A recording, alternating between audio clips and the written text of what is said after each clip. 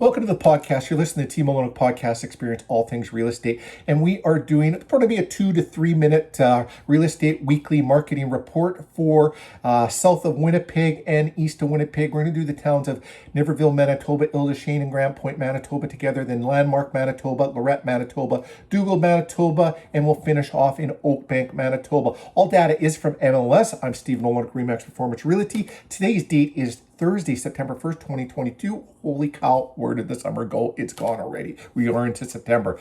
Going to do something also a little different. We're going to compare last week's data versus this week's data, talk about what sold and did it sell above asking or at asking, and what is the market doing. And we're going to talk about the shift in the real estate market towards the end of the podcast in a couple minutes.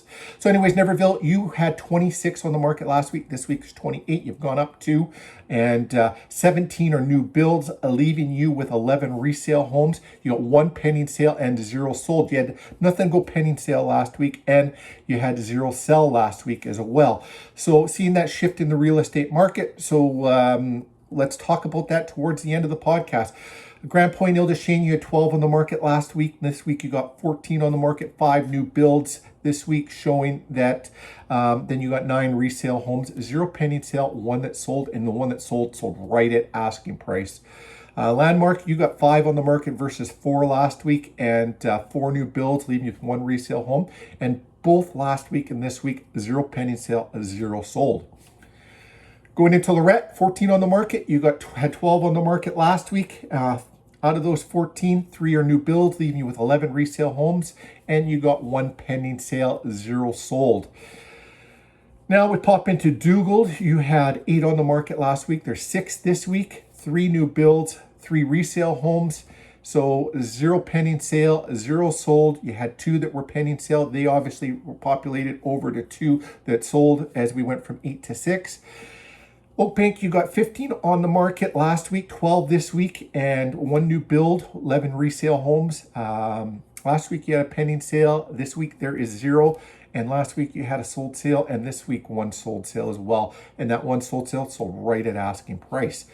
So as we take a look at the market and go through all the towns, basically there were only 2 sales out of the 6 different towns.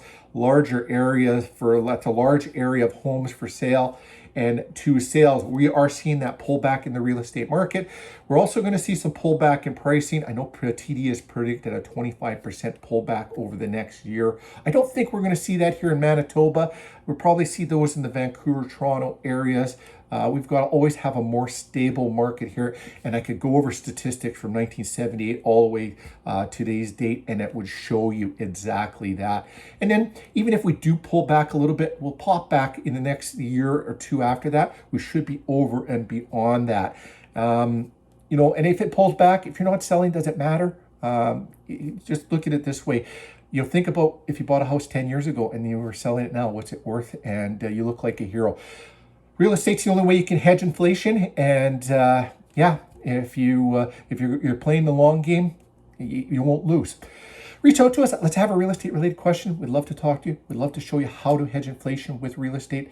And have yourself a fantastic day. Tune in next week. We'll be doing monthly reports.